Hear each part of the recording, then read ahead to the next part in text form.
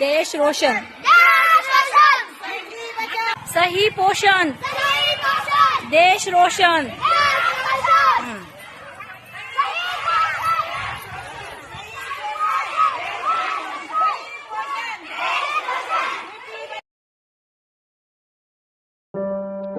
नमस्कार। एकात्मिक बाल विकास सेवा योजनेअंतर्गत राष्ट्रीय पोषण महासप्ताह कार्यक्रमाचे आयोजन करण्यात आले, तेव्हा प्रथम मुलीचे स्वागत करून पोषण आहार प्रत्यक्षाचे सुपरवायझर मॅडम आणि महिला भगिनी यांनी पाहणी केली आणि त्यानंतर दीप प्रज्वलित करून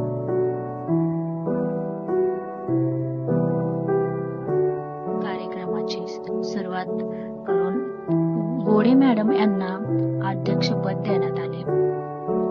तेव्हा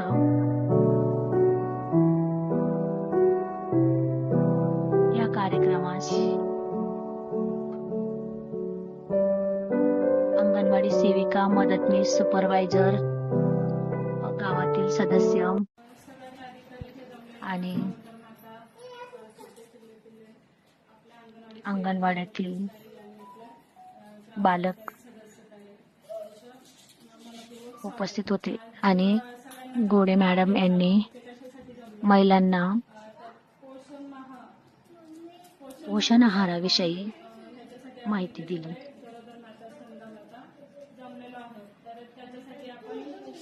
आपल्या अंगणवाडी सेविका ताई यांनी आहार प्रात्यक्षिक पण बनवले आहेत, म्हणजे पौष्टिक अन्न गरोदर मातेने लहान मुलांनी खाल्लं गेलं पाहिजे, त्यांना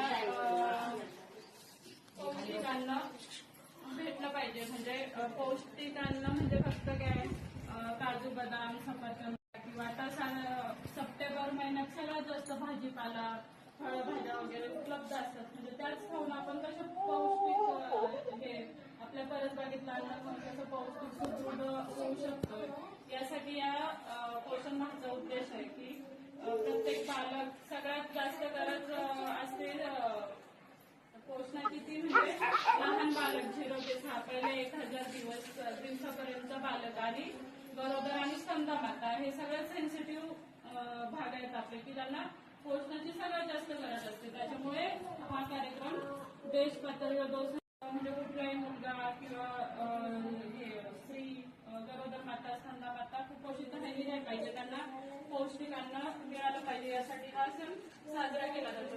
सगळ्यांना हेच सांगण्यामध्ये की प्रत्येकाने आपल्याच परसबागेत किंवा आजूबाजूला भेटणाऱ्या स्वस्त भाज्या पण आता आपल्या आळूसारख्या झालं, त्यानंतर या महिन्यामध्ये सीताफळ, त्यानंतर पेरू, काकडी वगैरे या सीझनमध्ये मुबलक प्रमाणात उपलब्ध असतं, तर तेच खाऊन आपण कसं सुदृढ होऊ यावर भर दिला पाहिजे। म्हणजे प्रत्येक गोष्ट बाजारातून महागडी आणलीच पाहिजे असं काही नाही, आपल्या बालकांना पण दिलं पाहिजे, यासाठी हा उद्देश आहे या कार्यक्रमाचा। तर मग तेच आपलं प्रत्येकाने इथे आता आपल्या सेविकांनी बऱ्याच प्रकारच्या आहार प्रात्यक्षिक बनवले की आपण आपल्याच परसबागेतील हे भाजीपाला वापरून कसं म्हणजे हे बनवू शकतो, त्याचं हे सगळ्यांनी बघून घ्यायचं आणि आपल्या मुलांनाही त्याप्रमाणे बाहेरचं काही कुरकुरे, मॅगी वगैरे खाऊ न घालता असे पौष्टिक अन्न खाल्लं गेलं पाहिजे, कारण आजच हे छोटं बालक पुढे जाऊन सुदृढ राहिलं पाहिजे, यासाठी आपल्या प्रत्येक मातेचं कर्तव्य आहे की त्यांनी आपल्या बालकाला पौष्टिक अन्न खाऊ पाहिजे। बाकी मग